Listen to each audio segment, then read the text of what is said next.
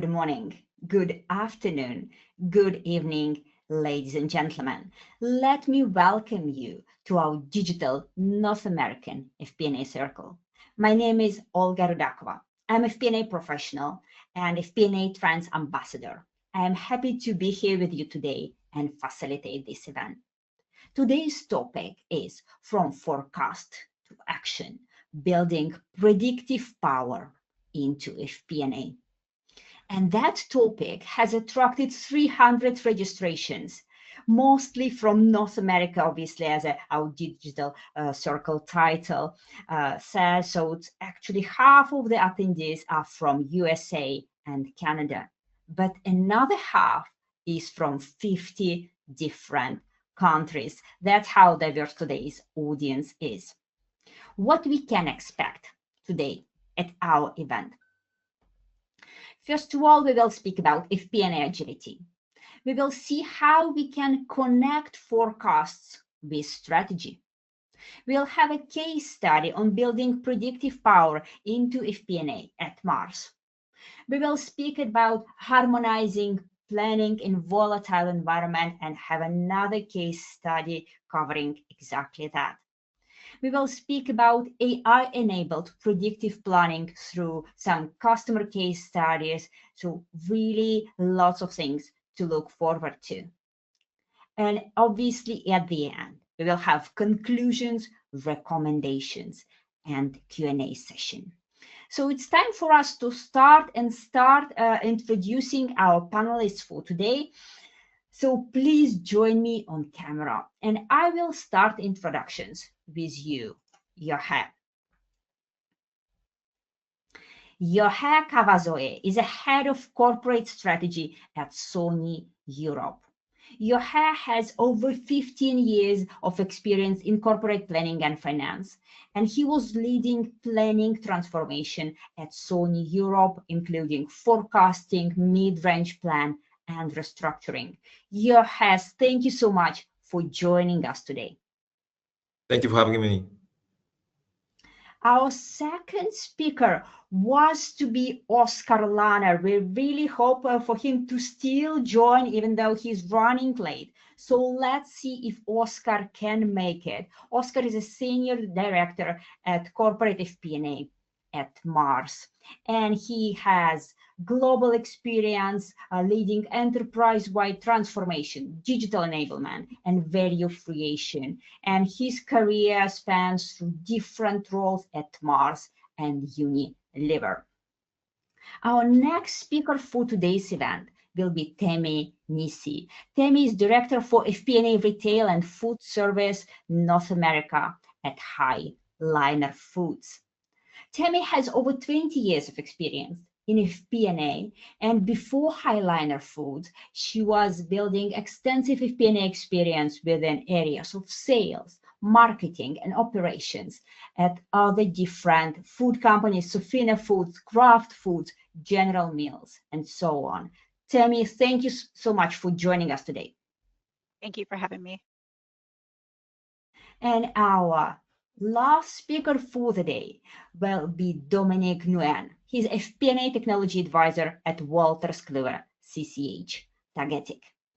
Dominic has over 25 years of experience in corporate performance management, and before joining Wolters Kluwer, he built his extensive knowledge in the FP&A industry at Oracle, Workday Adaptive Planning, IBM, and Accenture. Dominic, thank you so much for accepting our invitation and being here with us. Yeah, excited to be here. Thank you, everyone, for joining. And we actually have Oscar Lanner joining us as well. Hello, Oscar. Good to see you. We have already went through introductions, so thank you for accepting our invitation and joining our event today. Thank you so much for having me here. And good to have you, Oscar. And let me now slowly introduce FP&A Trends Group and walk you through several introductory slides. So FP&A Trends. And I'm really happy to introduce us through our projects and initiatives, through some key numbers.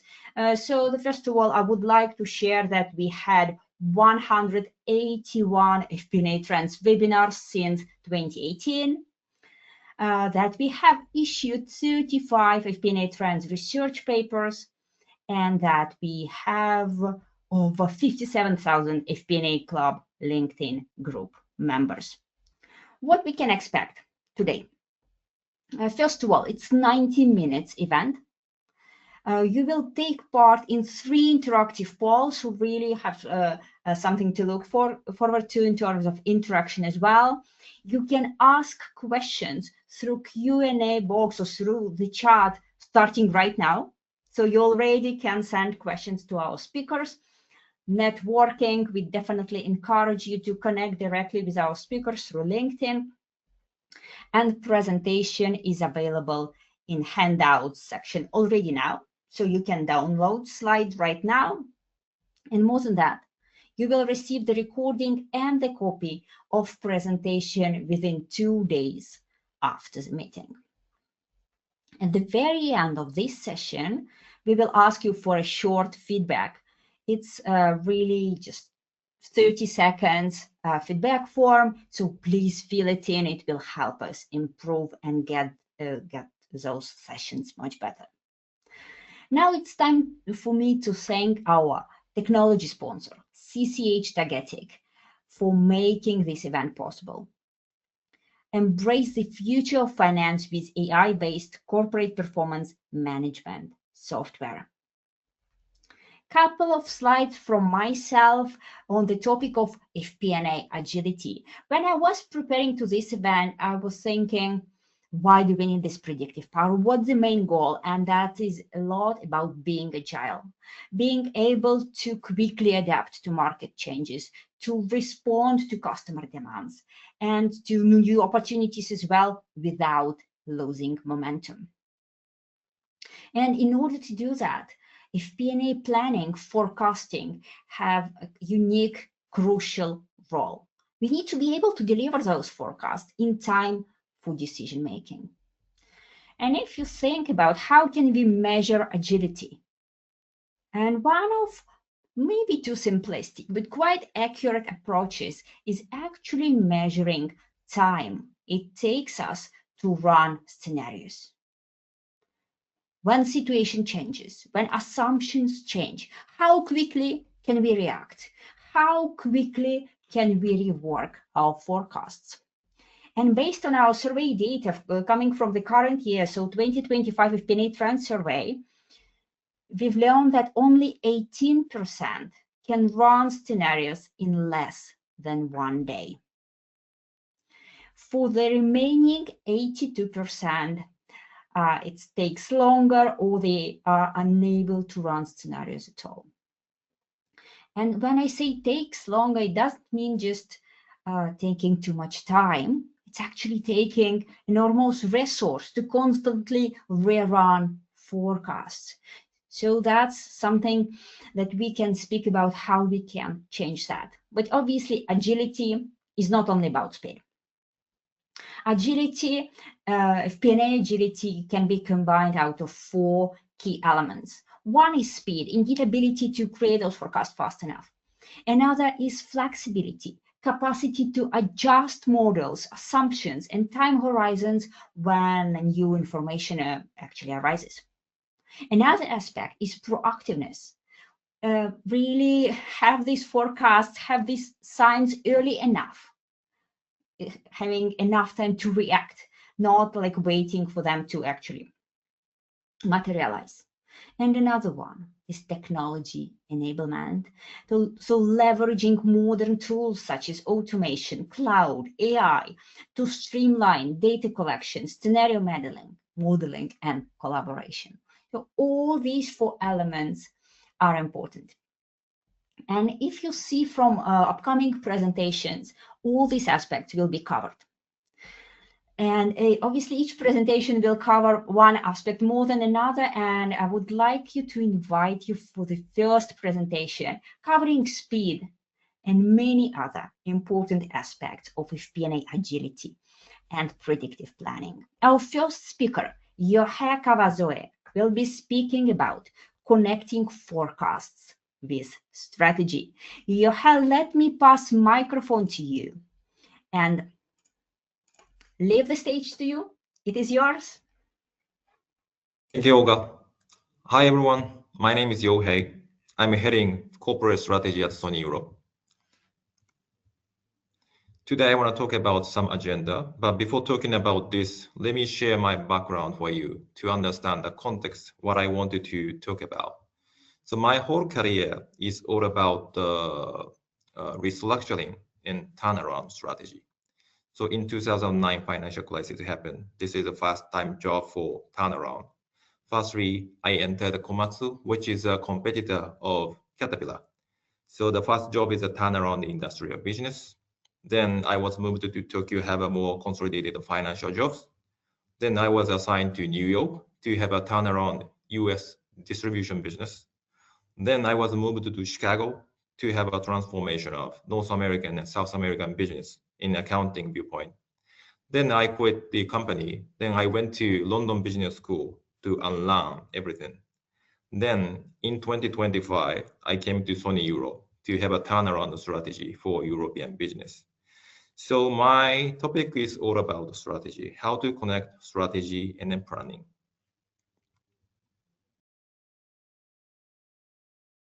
Planning and forecasting are not a strategy. This is a theme, one strategy about thing. So I wanted to share the current company's monthly forecasting discipline. But firstly, I wanted to highlight is always our value as a FP&A is how to reduce reactive action and reactive decision making, but how to increase proactive decision making. So to do so, the forecasting and planning is very good tool. But the important point is always forecasting and planning is just a tool. People tend to have a confusion about the ends with means. So making forecasting itself makes likes the ends. So in our company, actual closed on day 2 and then transmitted to Tokyo headquarters. As soon as we finish our actual, we go to forecasting planning. This is really important because which enables early management action to proactive decision making. But always in our company, we have a longer term view and a shorter term view. The forecasting, monthly forecasting is just monthly forecasting is just one of a tool to become and achieve our strategy. So firstly, any organization need to have vision or target, to-be situation. To achieve this to-be situation, we always update 3-year mid-range plan annually. Then annual current budget is just a part of 3-year plan. Then to review our progress of current budget and then 3-year plan, we have a quarterly forecast. But to have more quick decision making and nimble action to proactive actions, we always doing monthly forecast. So strategy and planning is very well connected, but always needed to have attention, planning horizon versus real market volatility. And also there is always risk of over planning. I feel this risk in this company. Right-hand side chart is really famous chart about the tendency of nationality. People from US, people from China tended to do fast, then think, do fast, then think. This is a tendency of doing the business. And for example, Germany, people from Germany is slowly planning and then at some point doing execution. But for Japanese company, planning, always planning, and once if we confirm plan is 100% sure, then execute rocket. So this is a kind of exaggerated tendency, but I feel this in this company. So always how to balance discipline against agility. This is the point to make your forecasting and make your planning to be more beneficial in your strategy. Then next, I want to talk about AI strategy. But before talking about AI strategy, I wanted to talk about the big data in your brain. Because AI is just a technology version and collective version of your big data. And you have a lot of common sense, which I call big data. And from big data, you have insight to have a strategy, to have execution, to have a persuasion. And common sense and the big data has four elements. One is experience and knowledge. For example, this is about your company. You have financials, you have operation strategy, you have a product, you have services. So you know a lot about your company. This is first. And second point is benchmarking. This is about other companies. You have competitors information. You have pricing information of competitors. You have scalability. Which company has a scalability, and which company is efficient, which company is profitable. So these kind of other companies' information is very important to compare where you are. But more importantly, you need to know business environment, the broader perspective. This is about the world. So how is the politics? What is economy, FX, commodity, etc. And also you need to know about the interpersonal and the relationship matters. This is all about the people. So risk appetite of your organization, risk appetite of your boss. What is the silo of your organization? And what is the internal politics in your organization? So to know these kind of comprehensive information is the source of your big data. And then this big data is source of your insight as a FP&A. So how to build this type of information and insight in AI? This is a question. AI is to build a comprehensive big data for your company. When we talk about AI for what? There are two elements. One is AI for efficiency. One is AI for effectiveness. Most companies talking about efficiency and mostly talking about automation. How to automate report, how to automate analysis, how to make a Power BI, this type of automation thing. But to do so, always we need to clean our data because we have a lot of dirty data. So if we feed this kind of dirty data, then AI's answer will be dirty. So data cleaning and automation is always collaborative, but most company, this is already implemented or in progress. So it's not the differentiator. Differentiator is AI for effectiveness. One is data centralization. One is replace your brain. For the data centralization, if you implement AI more and more, then data analysis, insight, strategy, these come as automatically, which means data is centralized. And if data is centralized, and if you work in global company, the next question is, hey, where is the best reallocation of this function? Because quality of data, quantity of data, quality of insight, if this is the same globally, then where is the most cost effective? Where is the most return on investment? This is the question. So some companies are in progress, how to reallocate our function, our FP&A function globally. This is happening now. Then what I wanted to highlight more is a replace the brain, because AI is the first industrial revolution to have a, oh, sorry, I want to go, yeah. The AI is the first industrial revolution to replace your brain. Then they can think, but the matter is how to leverage their insight to your strategy, to execution. And this is the matter, how to use, how to leverage AI.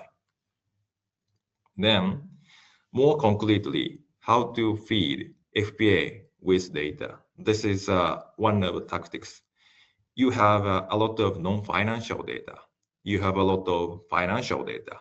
Then you should save one place, one-stop data management tool. Then AI can feed, AI can learn everything. And this is the source of your big data for your company. Then outcome is mostly people focus on automation. But the biggest matter is how to get the augmentation. So this means how to leverage AI's insight to your strategy, to your execution. This is a very important point to think about, but this is for European only matter is Europe has a very strict rule about AI Act. This is very disadvantage for European region to implement a new technology or new strategy as AI. For example, our company has a globally subsidiary, and in the US, in Japan, in China, we can use Copilot AI. But in European region, we can't use AI because of this AI Act, which means it's really not beneficial for us to implement a new technology. So Europe, I think it's really challenging situation to have more innovation by using AI. Then this is my idea before AI, after AI, what's going on about FP&A job. If I categorize FP&A job, the first thing from to end is firstly, we need to do data breakdown, then compare the data, then create reporting, then get the insight.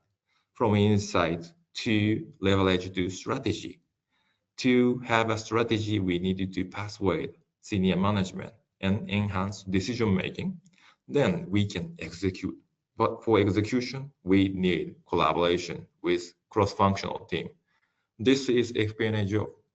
Then after AI, break down the data, compare the data, create reporting. Completely these are automated by AI. And also getting insight and creating a strategy. This is a combination between AI and human beings.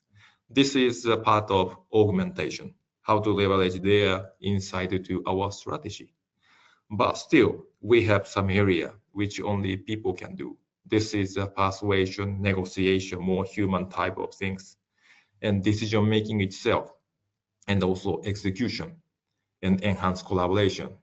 So for future AI, more interpersonal skills and decision making itself is really important. So my summary is 1, 2, 3. 1, always strategy first. Planning and forecast are not end, but the means. And build your own big data. Insights come from your brain, of course. Feeding the data with AI and then creating the AI big data is very important. But before do that, you need to feed your big data in your brain. Then go to higher added value job. Interpersonal skills is more key for FP&A. Great. Thank you so much, Yohei, for your presentation, for sharing practical experience, how you adapt predictive planning in Sony. If you have questions to Yohei, don't hesitate to send them now through our chat box. We actually already received some interesting questions as well. But now it's time for me to ask you a question. So it's time for a polling question to our audience. And the question goes like that. How frequently does your organization update forecast? We were speaking about speed, we were speaking about cadence of forecast. So how frequently does your organization update forecasts? Is it quarterly or less, bi-monthly, monthly, or continuous agile update? So let's see how frequently do you update. Interesting split. Majority of you has already voted. So it's time for me to stop this poll and share the results with everyone. So we have 2 winners here. Monthly with 44% and quarterly or less with 40%. Remaining options by monthly, well, it's not just very popular cadence, is only 7% and continuous and agile 9%. Yohei, what do you think? Are you surprised by the results? Yeah, I'm surprised with many people having a monthly forecasting, because I think it depends on which industry you stay, but I wanted to really know how to leverage monthly forecasting to proactive decision making and execution. Because monthly forecasting takes a lot of time, then yeah, I'm really interested in how to leverage this forecasting to their job. Right, right. That's indeed a good question. We might come back to that in Q&A because we have some questions related to that already there. But let's move on. Let's move on to our discussion between panelists. And the question which I wanted to discuss with all of you is about quality of your current forecasting model. So please join me on camera. And what I would like to ask all our panelists is, what are the early warning signs that your current forecasting model needs to be reworked? And let me start with you, Oscar, here. So what do you think? What are warning signs that your current forecasting model is not working?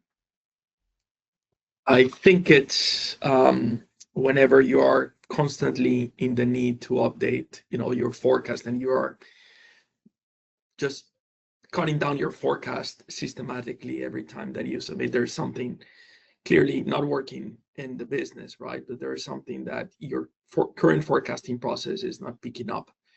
That's an early sign of that. Yeah, if you always feel that I'm late with an update, that's already a sign that something is not working. Indeed. Tammy, what do you think? What are the early warning signs that current forecasting model is not working? Yeah, I would echo that if you're looking at actuals and we're missing the forecast consistently, that's an area. And the other would be from other departments where they're calling different numbers. There's a lack of harmonization. All right, and we are already touching many aspects of agile forecasting. We spoke about speed, so constant need to update forecast. We spoke about accuracy, right? If constantly missing the target. Dominic, what do you think? What are the early warning signs that current forecasting model needs to be reworked? And I would answer it in two things. Number one is the confidence in the numbers. I think once you start losing confidence, forecasting becomes something that you're forced to do versus something that you want to do, right? Because obviously we want to be strategic, we want to be able to do things better, but it becomes more of a task versus something that is, something that you want to push for to help your organization. Indeed. And back to you, Johan. What do you think are early warning signs that current forecasting is not working? I think the setting a right KPI is the most important and see the trend. So this is very important because I saw many companies has too many KPI and sometimes which is misleading. So how to set the right KPI and then how to get that trend. And if you know the trend, then something happen you can see from a trend, and then it's really easy to explain to senior management. Thank you. It's indeed a valid point. We may be very good in forecasting that is not that relevant for running our business, and then it's again a sign that we are forecasting something that we don't really need to forecast. Great answers. Thank you for your angle. And we are moving on. We have covered practically all the aspects, but we focused a lot about speed, about proactiveness. Let's move on and speak about flexibility in predictive planning and ability to use different models, combining them. And our next speaker will be Oscar Lanner, covering the topic building predictive power into FP&A at Mars. So Oscar, thank you for appearing on the camera. Tammy, I will see you very soon at our discussion afterwards. And let me pass microphone to Oscar. Thank you, Olga. Hello, everyone. Yeah. You hear me? We do, we hear Cool. you. So very happy, excited to be here. Yeah, thank you. So there's a delay here, but give me one moment.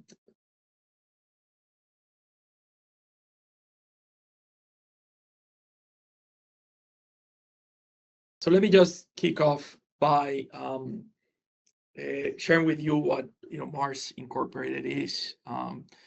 Most of you probably would recognize us by some of the brands that we sell. So those more notoriously would be around the indulgence of chocolate and and confectionery, but Mars is way more than that. We are a truly diversified business, spanning across pet nutrition, vet health, including diagnostics and health monitoring. We have DNA testing as well, and veterinary care across a broad spectrum of practices. In addition to what most of you already know us for, the chocolate and confectionery and gum business. And we also have a smaller food business, so a very diversified business all across the board. What makes us unique, we're a family-owned business, so privately held, very purpose-driven, with very strong culture, founded on 5 principles, and certainly future-facing with a lot of commitments we're making today to make a better world tomorrow. We cover more than 70 countries worldwide, and we count over 16 billion-dollar brands in our portfolio, and we have more than 150,000 associates. It's the name that we have for in other companies for employees. We are called associates, very proud to be associates of this great company. So I wanted to share with you guys a bit of the AI forecast and planning journey that we started probably not so long ago here at Mars, where we are today and where we are going. We probably launched AI forecasting capabilities, I want to say 4-5 years ago, as part of a broader initiative across finance, where we wanted to drive simplification, we wanted to drive scalability of operations. We identify AI and the earlier promises of AI as a potential way of improving our internal processes. So that's where we launched a multi-year transformation program that included exploring AI capabilities. We, quickly after that, we launched a proof of concept that we quickly expanded into becoming an enterprise solution that was quite successful, proved to be quite successful in terms of delivering on forecast accuracy. So we were able to deliver north of 45% forecast accuracy on key P&L lines, top line and bottom line lines, when we aggregated those results at our divisional levels. We, because of that success, we rolled out, the following year, we rolled out into different markets and enabled not only country view, but also brand and product forecast in great detail. And then we continue expanding the solution to cover 3 or 4 of our key divisions across more than 40 business entities in the Mars environment. As we expanded, we also enabled scenario modeling solutions with different degrees of granularity and the ability for users to interact a bit more with the machine and what the AI forecast solution was provided. We then moved this AI forecasting solution to become part of our planning and forecasting capabilities, with the intent of having the forecasting solution being the baseline for our planning and forecasting processes. So it was launched like that, and to eventually help inform business decision. This greatly helped us to simplify our process, our forecasting process.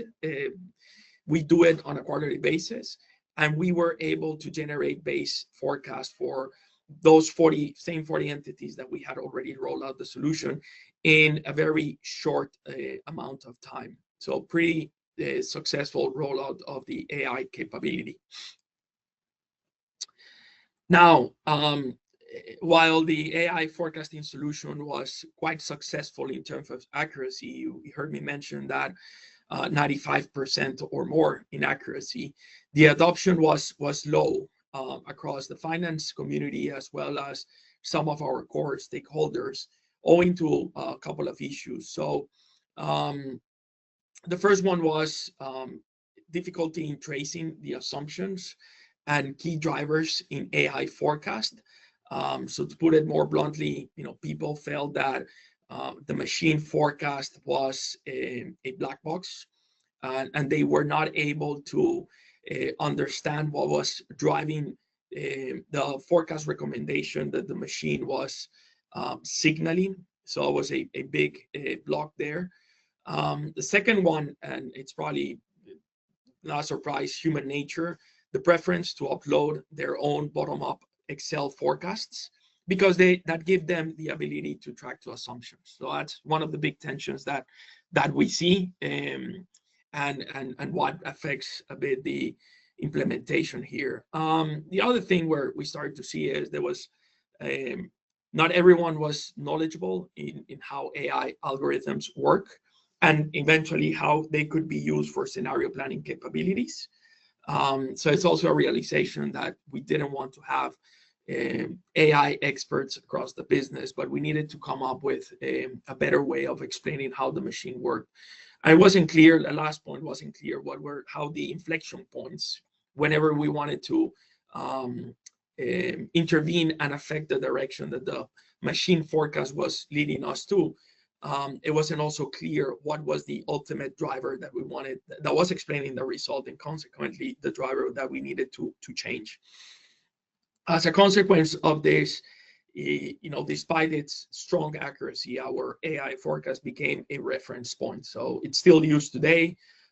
It's used as a comparison to the forecast that is being generated by the business. And it still remains and has strong accuracy. What we also learned is that the barriers to adoption that we faced were not uncommon. So they were not specific to our company or specific to the way in which we conducted our planning and forecasting processes, but on the contrary, were shared by other companies that are also exploring AI forecasting capabilities. So I am just highlighting the ones that are very common to us. So the first one is, as I mentioned a few times, inability to interact directly with the underlying forecast assumptions or the drivers of the AI generated forecast was a big barrier. Secondly is not having the capability built necessarily into the process. And the last one, I think it's very important, is a bias that I personally have seen in many of the solutions that have been proposed to use AI as a means to an end, and not something, as the destination and not a means to an end. So a lot of emphasis on potentially having shortcuts to enable AI quickly, at the expense of not having strong enough or robust enough processes that ultimately underpin our planning and forecasting activities. So again, nothing new, but certainly potentially to other companies, but certainly very insightful to the way we had gone about this. So what's next for us? So we are currently, based on that, those learnings, we're currently exploring two alternatives. And one of the great things about our business and the investment that we are making is that we have the opportunity to keep investing on AI solutions to the betterment of our processes. So that's a good thing that we have, and we highly encourage others to do the same. So the first avenue that we are exploring is simply sharpening the AI forecast solution. So you heard me already. We gather a lot of feedback. The first one is, how do we demystify the AI forecasting tool? How do we unpack that black box that we have, and we drive increased visibility into the drivers of the business, and we identify the causal relationship between the drivers and the assumptions behind that. We believe by doing that, we will be able to bring the tool closer to the actual users, to the finance users, but also to general management who will be more comfortable in using the machine for their forecast. And in this process, engaging stakeholders in the design of the solution. and overall driving a more holistic change management process throughout the implementation. The second avenue that we are exploring also here, which builds on using AI smartly throughout the process, is we believe that we need to definitely bring strong process and planning foundations, primarily around integrated business planning or S&OP, to ensure that fundamentally the business is well connected, well articulated, that handoffs are done properly. We are focusing on enabling that connected planning solution through. And once we have reached that maturity and we have well ingrained processes and the business drivers understood, we will overlay AI selectively to drive the efficiencies, ideally at the lower level of the organization where most of the work is being done when you think about planning and forecasting processes. And by doing that, we believe that we can obtain the biggest savings in terms of time and efficiency. So two different paths being explored. And as I mentioned, this is a journey for us, a very interesting journey from which we are learning quite a bit. Thank you. Thank you so much, Oscar, for sharing your AI journey with us. I'm pretty sure that many of our listeners can relate to that. You already see virtual applause coming your way. And by the way, questions are coming your way as well. If you have more questions for Oscar, don't hesitate to ask them through our chat. Meanwhile, we are moving to the polling question. And what I would like to ask all of you this time is actually, what stage is your team at implementing AI in planning? And we have options starting with, we haven't started yet, coming to we are in early experimentation. It's partially implemented across some areas, or the last option is fully embedded into our FP&A process. So let's see how votes will split this time. So what stage is your team at in implementing AI in planning? And most of you have voted already, so let me end this poll and share the results with everyone. So we definitely have a winner here. 48% go to, we haven't started yet. 33%, we are in early experimentation. 13%, it's partially implemented across some areas. And the last one with 6% is fully embedded into our FP&A process. Oscar, what do you think? Are you surprised by the results? I must be candid. Yeah, I'm a bit surprised, somewhat surprised. It is. I think my message would be, highly encourage people to start thinking about it and implementing it.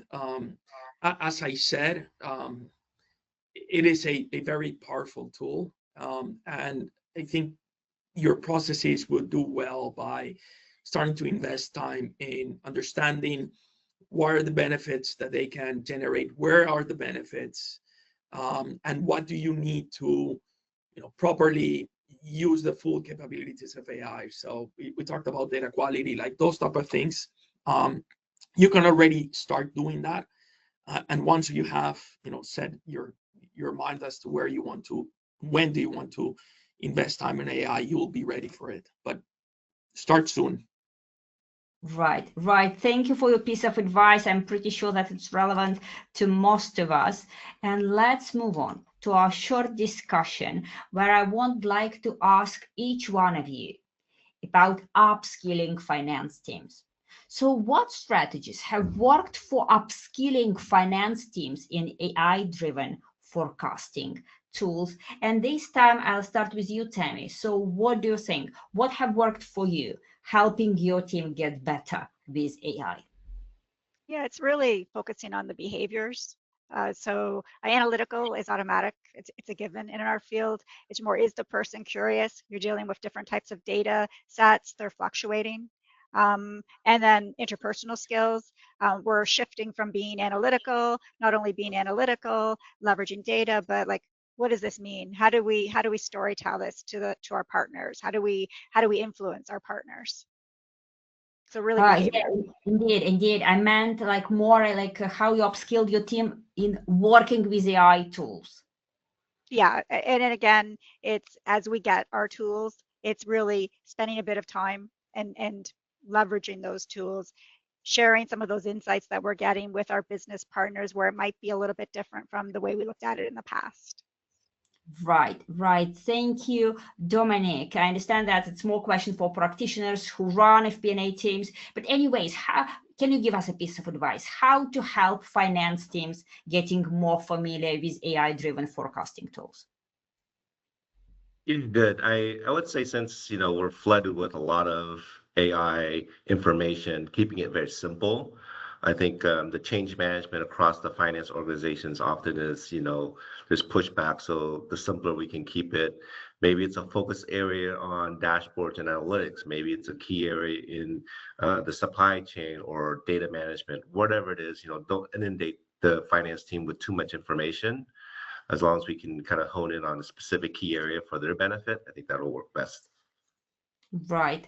So sharp focus. Yochai, what do you think? What strategies have worked for you for upskilling your finance team in AI-driven forecasting tools? I think learning technology like programming, Power BI, automation is very beneficial.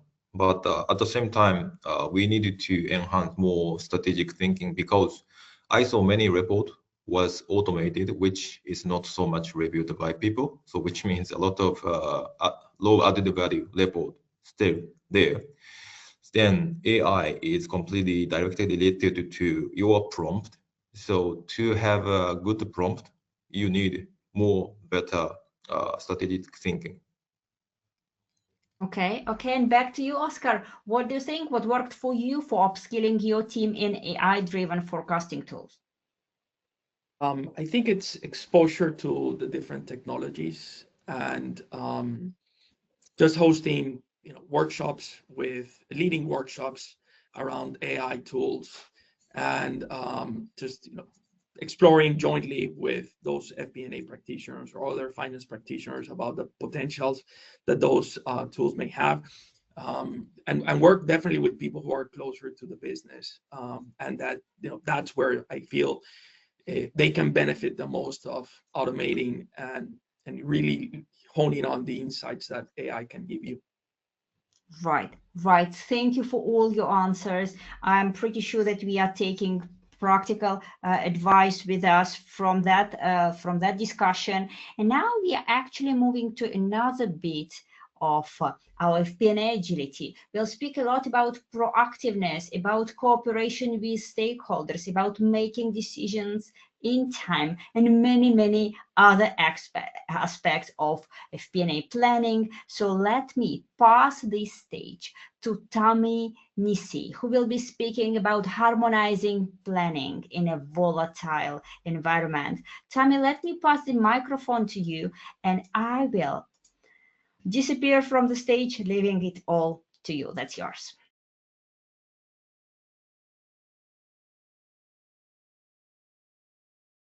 Tammy, you're on mute, so put your microphone on.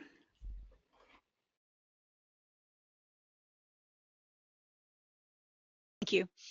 So just want to give a bit of background first on why forecasting matters where I am. Again, I'm at Highliner Foods, and we're a seafood business essentially, and seafood is a volatile market. When you think about from the supply chain perspective, it's going to depend. Our costs, our supply is going to depend on what the catch is, essentially, and there can be lead times that vary from 3 months. It could be a year even, and when we have to order some of the seafood. So that'll help you just give a bit of context as I go through the upcoming slides.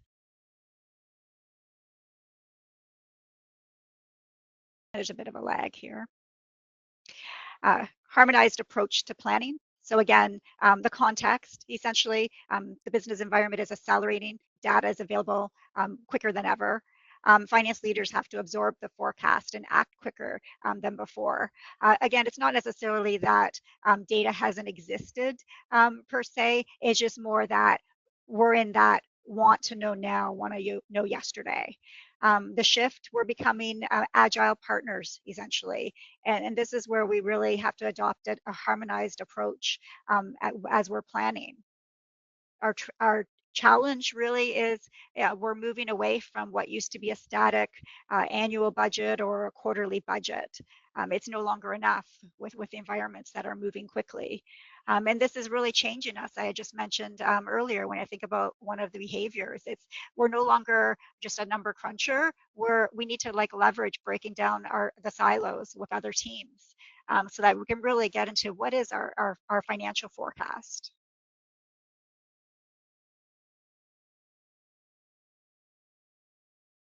So over the next few slides, we're going to talk about the power of predictive capabilities, the necessity of harmonized planning, and the need for agility in a rapidly changing environment.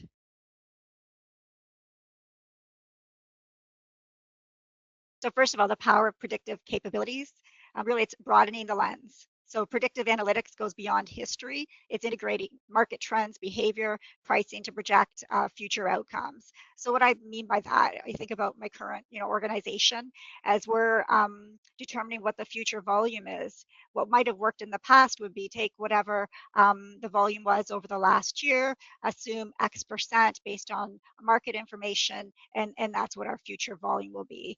COVID really demonstrated the past isn't necessarily indicative of the future. Since COVID really, we can't take what happened last year.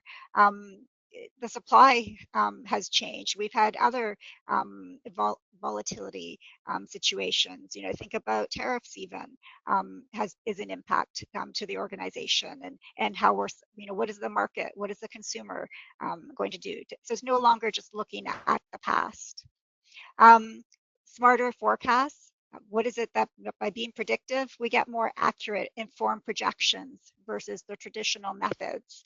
Why does that matter? It helps us reduce our supply issues when it comes to inventory, reduces write-offs, or it alleviates having shortages. It also allows us to understand from a financial perspective. We always want to balance, and we always have targets. So what is our gap, or what are our opportunities? Early insight advantage, as I just mentioned, it's really identifying opportunities and risks earlier. It just gives us more time to respond. Instead of us just being short term, we're able to think about short term as well as long term based on what we're forecasting. And then changing from reporting to anticipating. So transforming from just what is the what and why to thinking about, well, what's next, and how do we work with our business partners on that what's next. Necessity of harmonized planning. Problem with silos. Problems is we have multiple versions of the truth. Leadership is receiving mixed, inconsistent messages. So what do I mean by that? We think about our supply chain team where they'll be talking to ELT about what is the volume that we're saying we're going to produce and that we're going to sell through in the upcoming quarter. But then we have finance that has worked with other teams and also looked at different trends and said this is what the volume is that we're projecting, which causes inconsistent messages because the leadership team is trying to see, well, what is the future going to bring us? What is the benefits of one truth? Sharing data model where we've got consistency, eliminating manual work. So being in an organization where you've got a sales forecast, which is different than a demand forecast, different than a financial. We have teams talking to each other, but not just literally seen in the system. What is that one true source of number? Cross-functional alignment on goals and opportunities. One language for leadership focusing on the now what. Again, as I already mentioned, fewer shortages brings balanced inventory, better collaboration.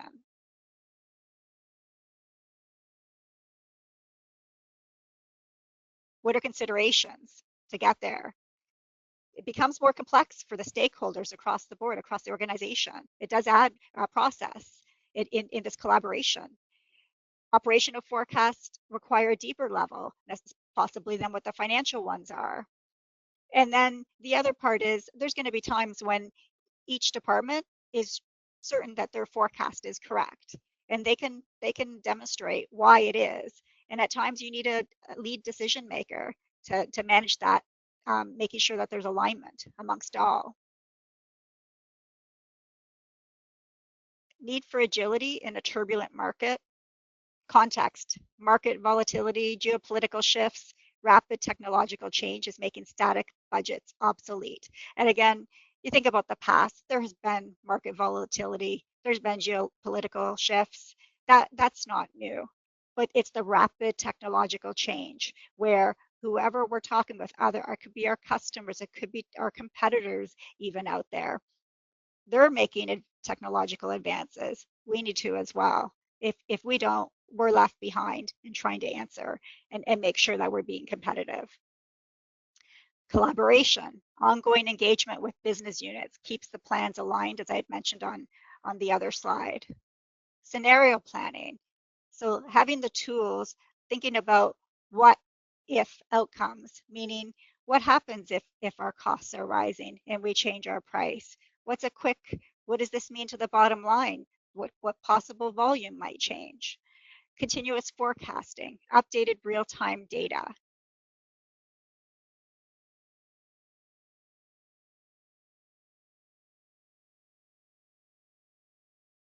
I went back too far. Key takeaways. FP&A is evolving. Future is predictive, harmonized, being agile. Technology and skills define the advantage. Companies investing in the right tools and skills have an advantage, and they quickly turn around data into insights and actions.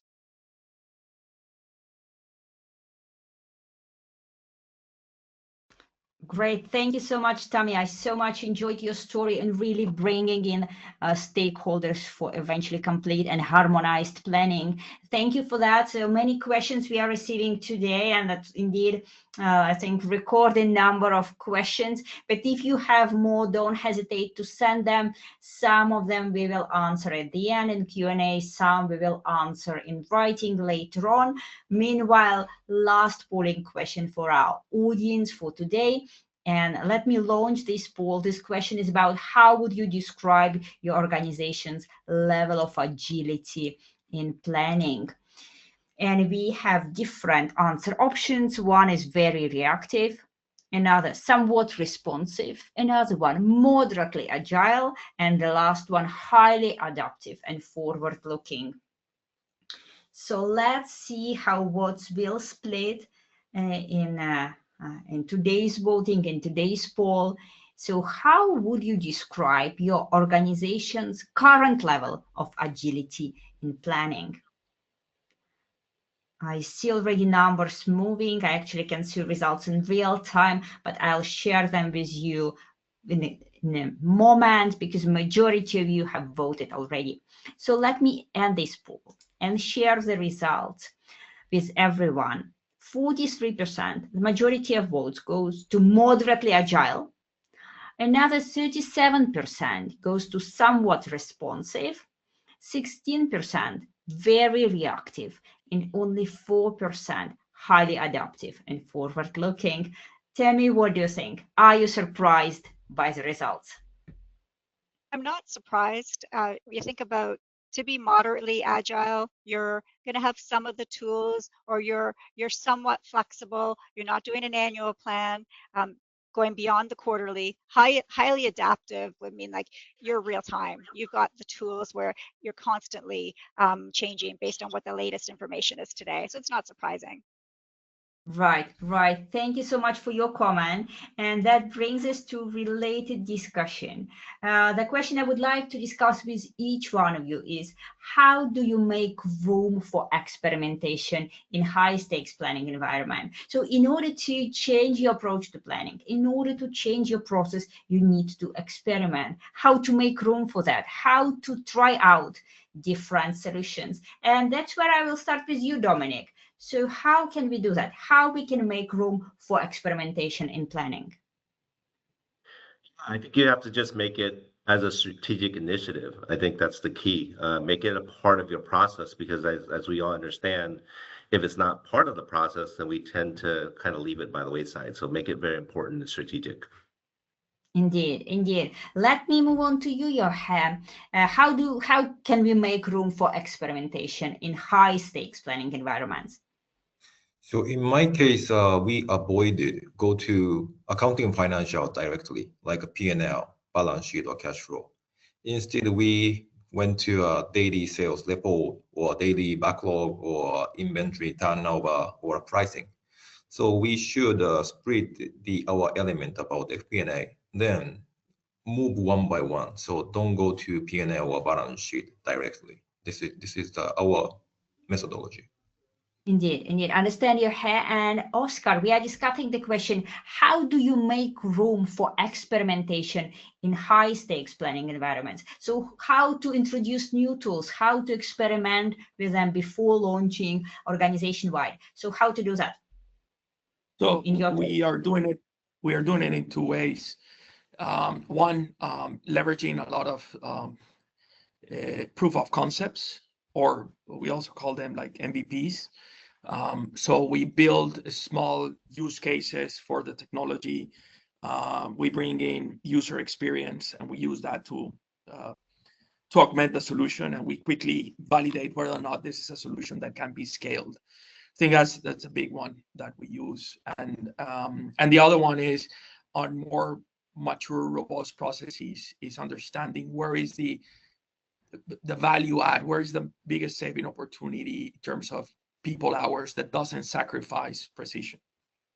Right, right. That sounds like a very agile approach to agile planning. Tammy, back to you. How do you make room for experimentation in your planning areas? Yeah, we're doing it gradually in stages. So think about a few years ago, we would have did a quarterly forecasting. Then we got to a point on a quarterly basis, we're looking at the months. So the months of that quarter. Now it's how do we start looking at a rolling so that we're constantly, it's not like that there's a budget, there's just a rolling perspective of where we're going. Right, right. I see that. Thank you for sharing your approaches. That's indeed helpful. And we are moving on to the last presentation of today's session, and that will be about technology enablement. Obviously, in order to achieve that, we need to leverage modern tools, automation, cloud, artificial intelligence, and that's what Dominic Nguyen will describe in his presentation called AI-enabled predictive planning, illustrated through customer case studies. Dominic, let me pass microphone to you and leave the stage to you. So it's yours. So, so I'm very excited to be here, mainly because I think forecasting is a very important topic, but also I want to mention we've come a long, long way. What do I mean by that? So how many of us remember the days when I started in finance myself, building Excel models and shipping those out, and we'd have a forecast version 1A, 1B, and we've saved it onto many different files, and it just became very cumbersome. But more importantly, it's time consuming, and I remember the late nights. So we've come a long way just because we've got a lot of great technologies today to kind of shut down that time frame and make it simpler, more valuable for organizations.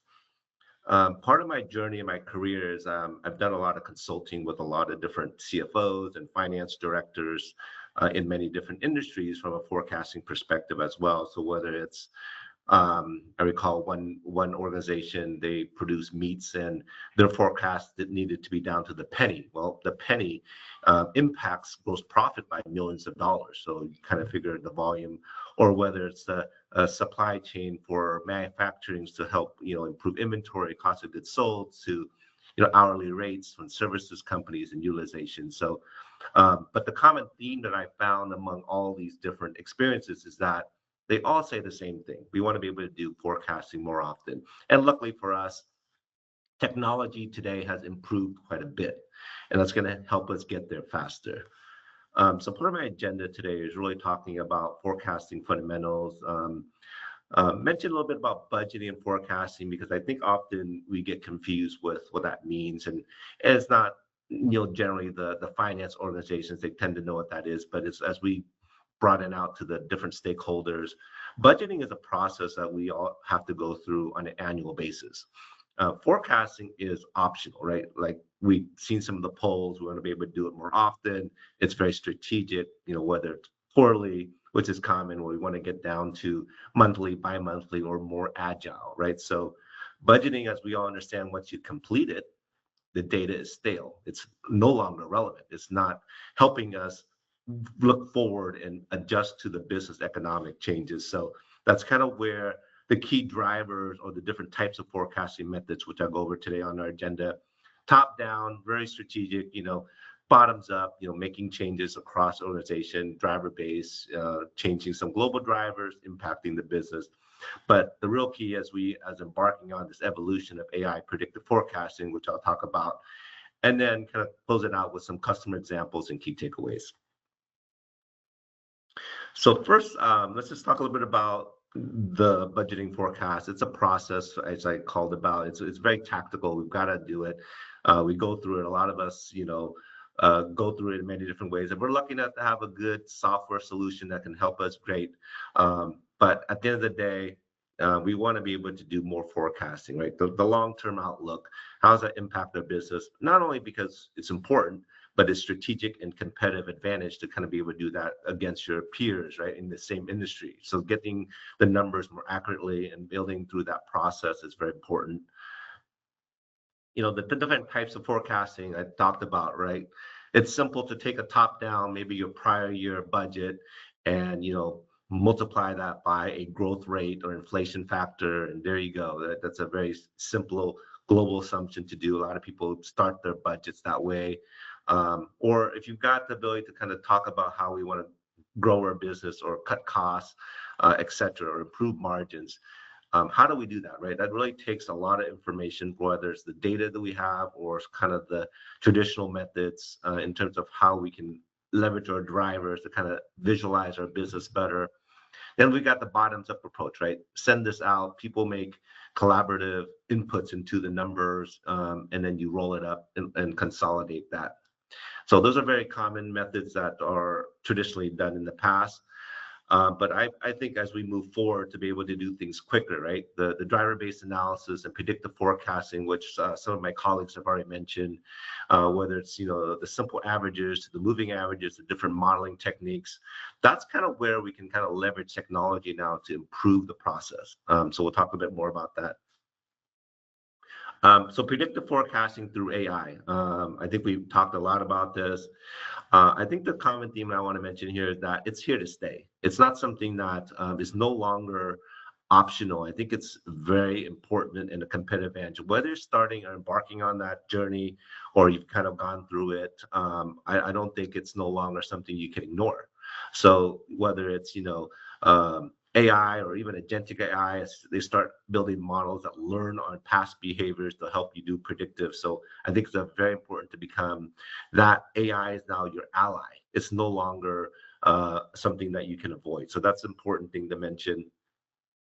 And really being able to do things from a forecasting through predictive intelligence to help us generate analytics or information that can help drive that, or understanding some of the drivers that make up our forecast. If I improve the price or lower it or volume, how does that impact my forecast, right? A lot of organizations not only using historical data, but external data to kind of supplement your forecast and really drive. And with technology, it's going to allow you to do this in many different iterations. There's no perfect situation, right? It's more of an iterative process that you go through, but ultimately you're going to have different scenarios and different modeling results. And the human intervention is not ever going to go away, in my opinion. So it's more about getting to that point quicker. And our experience in FP&A is going to allow us to analyze the information and really strategically adjust from there. So that's really the key. And how does this happen? And these are just some common use cases or values in terms of how organizations are leveraging that today. This is a large automotive company. Their business need was to improve accuracy across the forecasting process, right? Through sales. I mean, that's pretty much standard.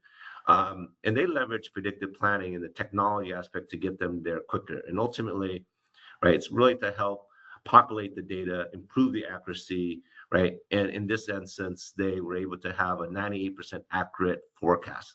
We all want to have that goal, right? We all want to get to that point and be more accurate. So that's the key strategic value proposition. Or another one, for example, a large manufacturing company that's wanting to reduce manual effort and using that to help produce productivity and spend more time on valuable tasks, been able to produce a rolling monthly forecast through 167 products, different regions, with an average of 2 hours. Like it's similar to what I coined, want to be able to close the books faster. It's the same way.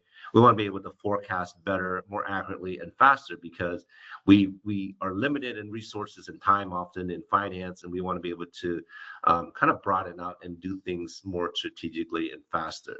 And lastly, there's another quick example, again, leveraging predictive planning, right? Being able to do things, quicker and getting that accurate full year forecast. So at the end of the day, it's really about to be able to do things in a way that technology is more our ally, right? It's no longer something that I in my opinion, when I talked about the historical, when we were doing things too manual and it's taking a lot of time, we've now got a great opportunity in front of us to use technology to get us there.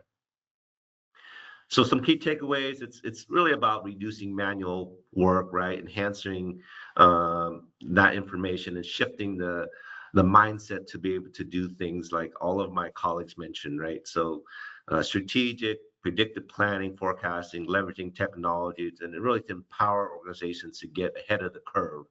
And that's really the key. So I implore everybody to kind of look into the different technologies, but at the end of the day, this is kind of where the industry is headed. So thank you. Pass it back to you, Olga. Thank you, Dominic, for dynamic and very practical presentation. I really, really enjoyed that, and I'm pretty sure that our listeners enjoyed that as well. Right after this session, I actually would like to jump straight to Q&A session, and that's because we have so many questions there in the chat for you. We'll try to answer as many as possible right now. All the rest we'll try to answer in writing after the event. I'll start actually in the order of speakers, starting with Yohei, our first presenter. So please join me on camera for our Q&A. It was hard to pick so many questions. Yohei, I picked the question that appeared during your presentation and was addressed directly to you. So exactly asking about Sony experience. So Yohei, do you think the future would be an 18 months rolling forecast or 24 months rolling forecast tied to production, supply chain, marketing, and other departments? So where do you think is future? Are we going to prolong horizons? How we're going to split? What do you think is valid for Sony? I think the trend is opposite. So how to see the more shorter term period and with highly predictive analysis. This is more trend. And at the same time, from a strategy perspective, we need to see 18 months, 24 months, 36 months. But this is the assumption. And always a target or goal is always assumption. So assumption is always changing, updating. But for the accuracy or for operation perspective, how to react this speed, quick environment. So to have a more accurate analysis with AI, with, for example, 3 months or 6 months analysis, and then how to respond. This is more our, this is a trend for our company. So the strategy and operation is completely separated, but it's always collaborated, but it's split to execute it. Indeed, and that's what I see through other questions coming in, that the accuracy of a short-term period is increasing, but then again, volatility for longer term is increasing as well. So like the more focus on the shorter term. Thank you for this great answer. I have another question addressed to you, Oscar. And that would be about your use of AI on such a wide scale. So could you please share the tips how to convince CEO and COO, so Chief Operations Officer, to use AI? Most of them are skeptical with it. Oh, I think our case, I don't know if it's different, but we get a lot of a lot of pull from the business, in this case from CFOs and CIOs, to use like the technology, like show us how to use AI. I think the challenge that we have is more on coming up with the proper use case to say this is, you know, how to best use AI. And what my experience has led me to conclude, right, is in this AI journey, the only way to go about it is through that experimentation and just trying out the technology in different parts of your process. Because I don't know if someone has the silver bullet already figured out, especially on FP&A. So the only way is just through that experimentation. So our challenge is really, you know, giving them, this is how we can use it. Not that they to convince them, but this is how to best use it. So it's a different challenge. Right, right. Thank you for this answer and for this clarification. Indeed, very helpful. Another question, Tommy, is for you. Appeared during your presentation, closely connected to cooperation with stakeholders. So it goes like that. Even with implementing AI tools, gaining insights and updates from business partners can slow down the process and the forecasting. How do you handle this, and how can you still meet efficiency and accuracy goal with taking all these updates from your stakeholders, business partners? Yeah, it's fair. And this is where I had said earlier, stages are critical. When it's not that we can just run right away. We are actually at this point, because we're working on quarterly and then updating monthly, and through the harmonization, it's actually slower for us at the moment. So it's taken us longer. What would have been, we would have had a quarterly forecast within a week. It's taking 2 weeks, as an example. But when you start to our next stage is to get a tool where you have each of the teams that are providing inputs, and then we group, then we're going to save time. So it's getting that tool. Right now, we're doing it off to the side, having separate meetings, finances, putting in and manually different Excel models. So it's slow. So I think that's the part, is just, you know, you gotta map out what those stages are. Right, right. But that's always a trade-off. On one hand, it is slower. On the other hand, your stakeholders are more satisfied. They are more involved. They understand the process much, much better. And probably that's worth it. Well, I have another question for Dominic, and that is a very practical question. What is a good first use case for predictive analytics in FP&A for a mid-sized company? So where can we start? In which area? Yeah, I think that's a very good question. I think I would start probably with, like I said, I mentioned keeping it simple. A lot of organizations at that size care about, you know, profit and top line revenue, right? I think it starts in those two key areas. Just kind of the basics around making sure we can forecast our P&L correctly, right? So as you get more advanced, then you can start moving across the different drivers across the balance sheet and cash flow. I think cash flow is a very important advanced area for finance, but a good start would just kind of solidify and get comfortable with AI to helping with your top line, bottom line, revenue and profit margins and so forth. And then as you grow into comfortability, then you can kind of move to some of those other areas I mentioned. Right, right. On one hand, it's indeed one of the most complex areas, right? Revenue, too many external factors. On the other hand, it's probably important for every other P&L line. Definitely makes sense. Well, I have only one more question, but I really would like each of you to answer that, because that's a good guidance for us and good closing moment for the whole event. We have discovered that many of our listeners have not started with AI yet. So my question to all of you would be, what is the first step to introducing AI into existing FP&A planning process? So one first step, how would you start? What exactly would you do first? What do you think? What is the first step to using AI in planning? if you have not implemented anything, I think enjoy ChatGPT or Google Gemini, and then familiar with this, and then imagine how to use, how to leverage for your work. This is the first point. So how to familiarize with this generative AI. This is the first point to think about this. Right, right. Oscar, you're much further in your AI journey using machine learning. So what do you think? What is the first step for us to start?